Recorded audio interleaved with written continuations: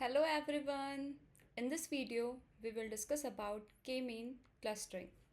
So, k-mean clustering is a method used to group similar data points into clusters.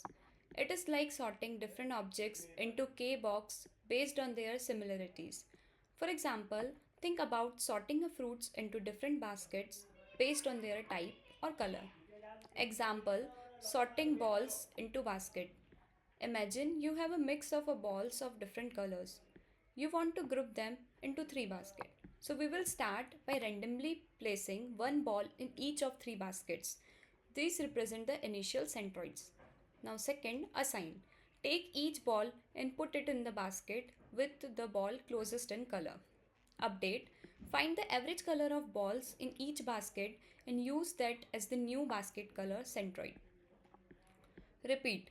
Keep moving balls and updating basket colors until no balls switch basket anymore. Application of k-mean clustering is first one is a image compression. It reduces the colors in images by clustering similar shades and saving a storage. Document clustering. Organize articles or document into topic based groups. Now we will understand the k-mean clustering algorithm. So first is to initialize the centroids. Choose k initial centroids randomly from the data points. So here is one example.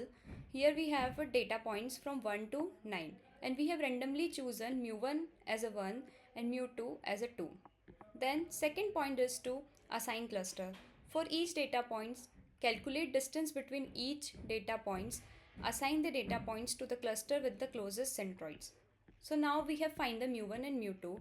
So we will find the difference from the x1, x1, x2 and so on, and then we will see that 1 is closest to which centroid, which cluster. So it is closest to the cluster 1. So we have assigned cluster 1 to the first point. Likewise, we have assigned the cluster 2 to this second point because it is closest to the cluster second. Now, third step is to update centroids. For clusters, calculate the new centroid as the mean of all data points in the cluster. So in the cluster 1, we see there is only one point, so mu1 is equal to 1. But in cluster 2, there are points from 2 to 9, so we will find the average of these all points, which is equal to 6. Now we get new centroids, mu1 equal to 1 and mu2 equal to 6. Now the fourth step is to repeat step 2 and 3. Repeat step 2 and 3 until the centroids no longer changes or a stopping criterion is reached. So we will again find the distance between the points and assign the cluster, and we will repeat this process. Then we find the new cluster points, new centroids, mu1 equal to 2 and mu1 equal to 2 and mu2 equal to 7. Then we will again find the distance between the points and assign them a cluster. Now this time we find out that the mu1 value is 2 and mu2 value is 7, which is same as the previous value. So we will stop here, and the last step here is output a cluster. So output the final clusters and centroids. So we will output the final clusters and centroids. So here the final clusters are C1 is equal to 1, 2, 3, 4 and C2 is equal to 5, 6, 7, 8, 9 and final centroid is 2, 7. So this was all about the k-mean clustering.